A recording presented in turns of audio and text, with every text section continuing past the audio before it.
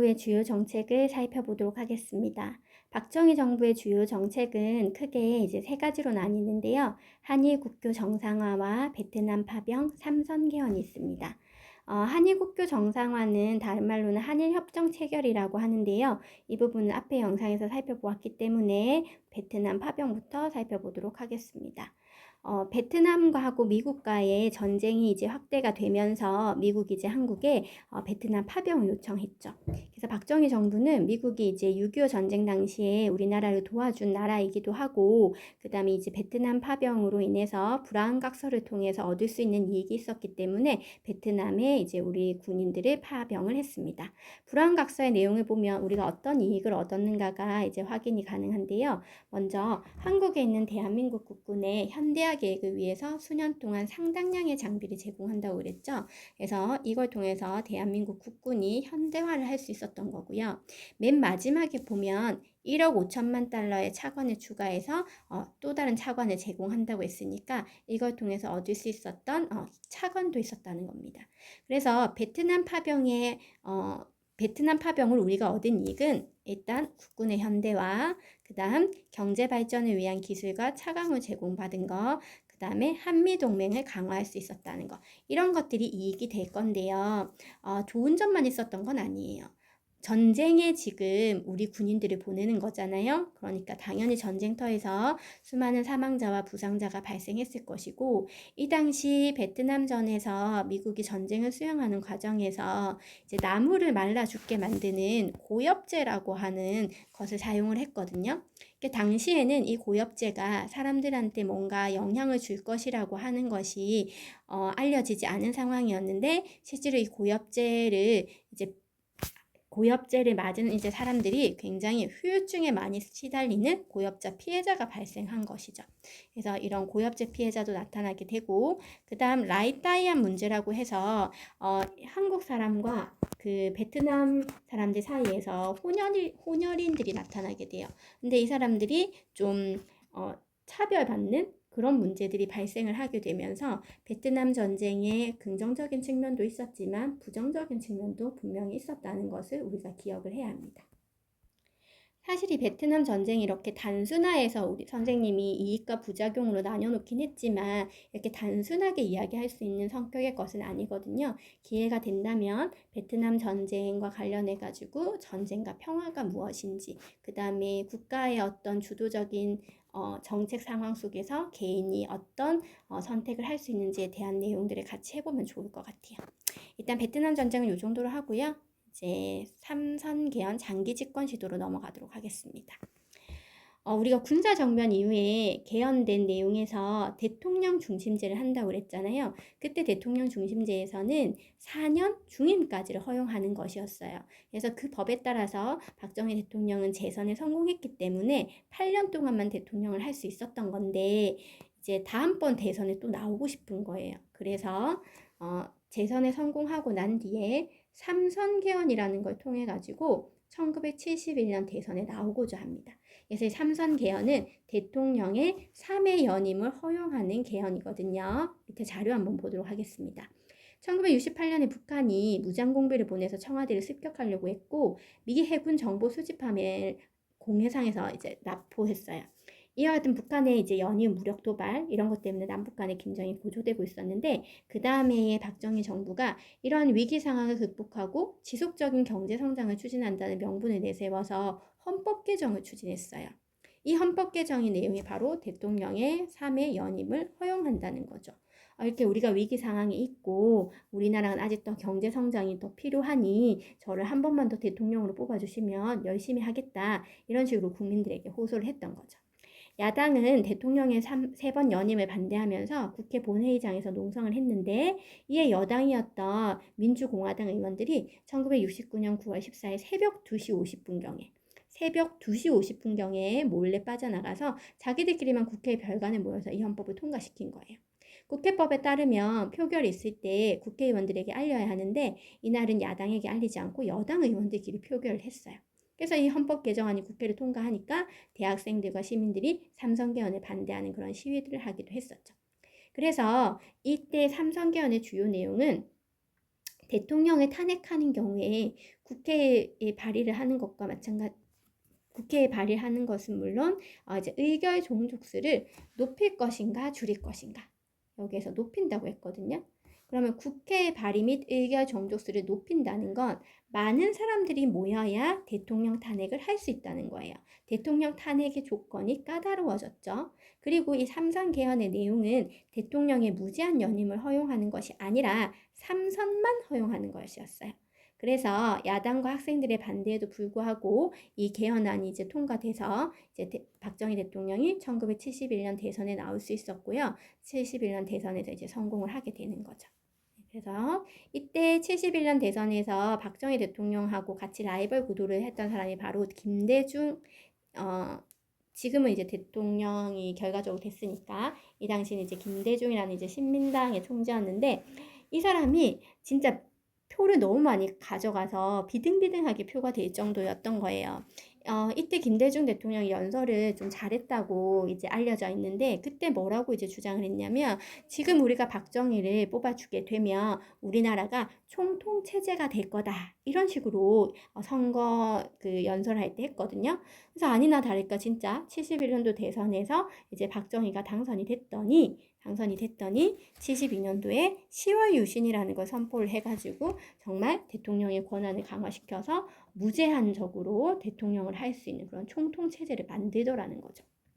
그러면 이 10월 유신이라고 하는 것은 어떻게 이제 만들어지게 된 것이냐? 박정희 대통령이 71년에 당선되고 나서 이듬해인 72년에 7.4 남북 공동성명이라고 하는 것이 발표가 됩니다. 국제사회가 이전까지는 반공체제, 소련과 미국으로 대비되는 냉전체제, 이런 것들이 엄청 심화되고 있는 상황이었다면, 이 70년대 들어서 이 냉전이 조금 완화되는 분위기였거든요. 냉전이 완화되는 분위기에서 이제 남과 북이 서로 합의를 해서 우리가 이런 대한민국을 만들자, 이런 통일 정책을 하자라고 하는 거를 발표를 하게 되거든요. 그게 자주적으로, 그 다음에 평화적으로, 그 다음에 민족적 대단결을 이루어서 통일을 하자라고 하는 그 선언이 바로 7.4 남북 공동성명이 됩니다. 그래서 이렇게 통일이 될 가능성이 높아진다라고 하는 열망이 이제 피어나고 있는 상황에서 이제 약 3개월 뒤인 10월에 이제 10월 유신을 이제 선포하게 되는데요. 이 10월 유신의 대표적인 내용은 대통령 선출 방식을 바꾸는 건데, 대통령 선출을 이때까지는 이제 5.16 군사정변 이후에는 계속해서 국민들이 해왔잖아요. 근데 이것을 통일주체국민회의라고 하는 기구를 통해 가지고 간접적으로 뽑겠다고 했고요. 이때 대통령의 임기는 6년이었습니다.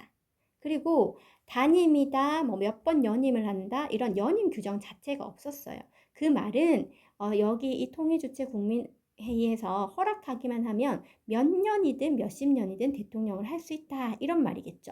그래서 10월 유신 체제에 따라서 8대 대통령으로 박정희가 당선이 되는 것이고요. 이때 박정희가 이제 당선이 되면서 70년대의 유신 체제라고 하는 것은 굉장히 우리 국민들의 기본권을 제한하고 정부에 대해서 비판적인 말도 할 수가 없고, 이런 시국이 이제 형성되고 있는 과정이었어요. 그래서 이제 유신 체제의 특징과 영향을 한번 살펴보면, 이제 유신 체제가 박정희 대통령의 장기 집권과 독재를 위한 제도적인 장치였다는 거죠. 그래서 여기 보면 대통령의 권한을 강화하는 이런 여러 가지 일들이 있고, 긴급조치권도 남용하고, 언론 자유도 제한하고, 학문의 자유도 제한하고, 민주화 운동도 탄압하는 등 이제 대통령에게 막강한 권한을 부여하고 국민의 기본권을 심각하게 제한을 했던 것이지요.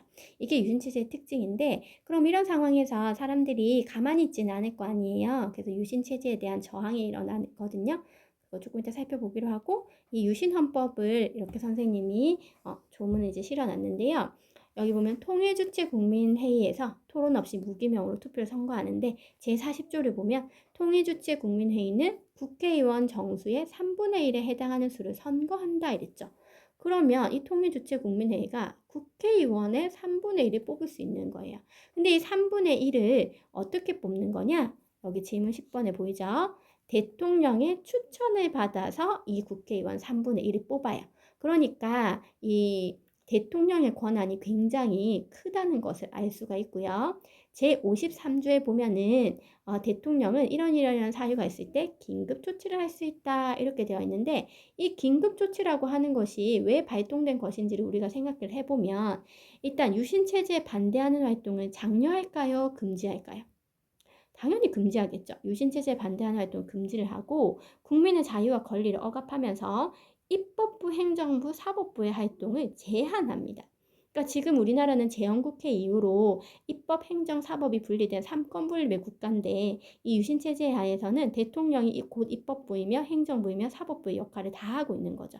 삼권 분립이 제대로 지켜지지 않는 상황이에요. 그리고 유신헌법 체제에서 대통령의 권한을 어떻게 강화시키느냐? 대표적인 권한이 4가지가 있는데 그 4가지가 뭐냐? 이렇게 되어 있는데 국회를 대통령이 해산할 수가 있어요. 그리고 아까 국회의원 3분의 2 추천권을 가진다고 했죠? 그럼 이 추천권에 따라서 통일주체 국민회의가 국회의원 3분의 1을 뽑는다 그랬잖아요. 그리고 긴급조치를 할 수가 있고 법관의 인사권도 이제 대통령이 뽑아요. 그래서 이런 것만 봤을 때도 유신 헌법이라고 하는 것이 대통령의 권한을 엄청 강화시키고 입법, 행정, 사법의 삼권 분립이라고 하는 원칙을 제대로 지킬 수가 없구나 이런 것들을 우리가 알 수가 있습니다. 그래서 이런 유신체제에 대한 저항으로 나타난 것이 3.1 민주구국선언과 YH 무역사건, 부마민주항쟁이 되겠습니다. 3.1 민주구국선언은 1976년 3월 1일에 발표된 것인데요. 제야 인사들이 그 명동성당에 모였어요. 명동성당에 모여가지고 유신체제를 비판하고 민주화 요구를 하는 침묵 시위를 하게 되거든요. 선생님은 학교 다닐 때 이 사진을 봤을 때 엄청 조금 충격적이었어요. 지금 이 사람들이 입에 지금 검정색 테이프로 십자가 모양을 이렇게 붙여놓고 침묵 시위를 하고 있는 모습인 거죠. 그래서 이 3.1 민주구국선언이 유신체제에 대한 저항으로 나타났던 사건이다 라고 하는 것을 기억하시면 좋겠고요. YH 무역사건이라고 하는 것은 왜 발생했냐면 그 당시에 이제 YH 무역회사라고 가발 만들고 하는 공장이 있었어요.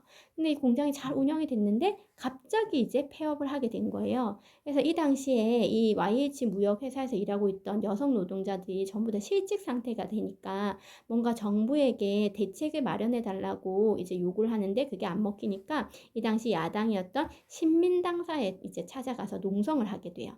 근데 이 신민당사에서 농성하고 있는 여성 노동자들을 경찰이 강제로 진압하면서 여성 노동자 한 명이 사망하는 사건이 벌어졌고 이를 계기로 해가지고 신민당 총재였던 김영삼이 국회의원직에서 제명되는 사건이 벌어져요.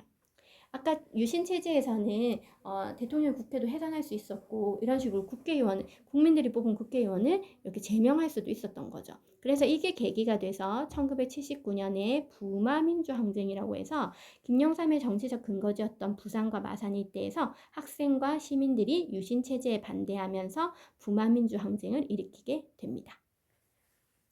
그 부마민주항쟁을 일으키면서 이 시위가 확산될 때 이 부마민주항쟁을 어떻게 진압할 것인가에 대해서 막 논의를 하다가 이 박정희가 자기의 부하였던 김재규의 총에 맞아서 피살되는 그런 사건이 있었거든요. 그걸 우리가 11.6 사태라고 하는데요.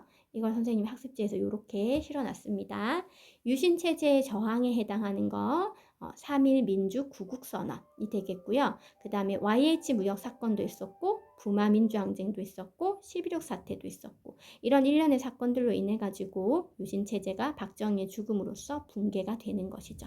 그래서 이 부마민주항쟁이 부산에서 있었기 때문에 특히 이제 여기 보이는 것처럼 부산대 앞에 정문에서 이제 그 탱크들이 이렇게 군대가 이렇게 주둔하고 있는 이런 모습을 우리가 확인할 수 있고요. 이제 부산대에서 이 부마민주 항쟁을 기념해서 11.6 기념관이라든지 그 다음에 새벽별 도서관 앞에 부마항쟁 기념탑이 이제 세워져 있습니다. 그래서 이런 1979년 10월 부마민주항쟁을 벌인 사람들은 유신철폐와 독재 반대를 외치면서 시위를 전개하였다는 것을 알 수가 있겠습니다.